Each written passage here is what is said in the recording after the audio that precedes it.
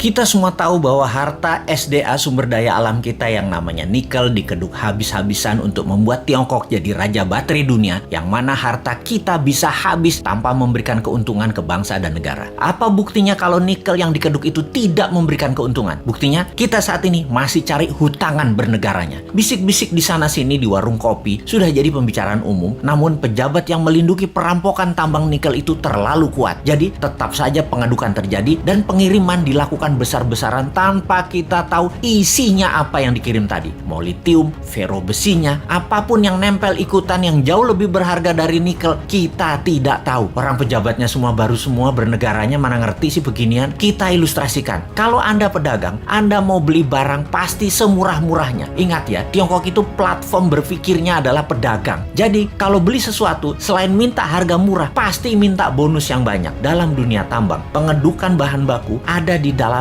masih all in. Semuanya masih ada. Mulai dari barang berharga, katakanlah nikel, ada juga impuritiesnya atau barang yang tidak pure atau barang yang tidak murni atau barang yang tidak diperlukan seperti tanah dan lain sebagainya masih tercampur. Lalu dibersihkan, macam-macam cara pembersihannya. Ada di leaching, diproses, tujuannya untuk membuang barang yang tidak dibutuhkan. Katakanlah 75% terbuang, tinggallah 25%. Kalau dibawa 100% ke Tiongkok, yang 75% tadi adalah taiknya tambang yang nggak diperlukan. Taiknya mah tinggal di Indonesia aja. Makanya sekali lagi, taiknya dibuang di Indonesia aja. Kalau tadi dari 1 ton produksi tambang nikel ada 2% kandungannya. Setelah diproses tinggal 20%, nikelnya tetap 2%, tapi bukan dari 1 ton, dari 250 kilo. Nah, dalam 250 kilo ini ada fero juga, ada litium juga, ada macam-macam yang dibayar yang paling murah. Yang dibayar apanya? Nikelnya doang. Feronikel, nikel laterit, dan banyak lagi unsur logam dan mineral yang sudah disarikan tidak dibayar oleh Tiongkok. Kita asli bernegara nih bodoh memang. Dan penjajah perampok itu dikasih karpet merah lagi, dilindungi, dan tidak ada yang sadar. Kalau ada yang sadar, maka segerombolan buzzer pecinta cuan anti NKRI mulai memecah belah bangsa dan mencari sisi positif yang kecil dibesar-besarkan dari sisi bosnya, tapi mencari sisi buruk, pengkritisi tanpa solusi, dan diputer-puter beritanya agar rakyat tahu pengkritisi itu dosa. Apa yang terjadi kalau hal ini didiamkan dalam jangka pendek? Bukan dalam jangka panjang ya, pendek ya. Negara kita akan miskin, pejabatnya makin kaya, rakyat nambah lapar. Kita hanya mengingatkan arahnya nantinya. Sebagai contoh sejarah kebodohan penguasa atas kelolaan sumber daya alam, kita mau kasih ilustrasi. Ada 3 negara yang akan kita pakai jadi contoh kali ini, yaitu Nauru, Venezuela, Zimbabwe. Fosfat, oil business, berliannya Zimbabwe. Nauru di tahun 1980-an, negara dengan 7.000 populasi adalah negara yang sangat kaya, bahkan negara terkaya di dunia. Nauru adalah salah satu negara di selatan Pasifik. Nauru menghasilkan fosfat, bahan baku untuk pupuk. Saking kayanya, semua warganya digratiskan untuk melakukan apapun, sampai keluar negeri dibayarin pemerintah, diongkosi. Dan ada joke di sana, dolar itu hanya toilet papers. Dan ini bukan kiasan, dipakai beneran untuk ngelap pantat beneran. Lalu hasil alamnya ternyata habis 20 tahun kemudian. Dan Nauru saat ini menjadi sangat miskin ya.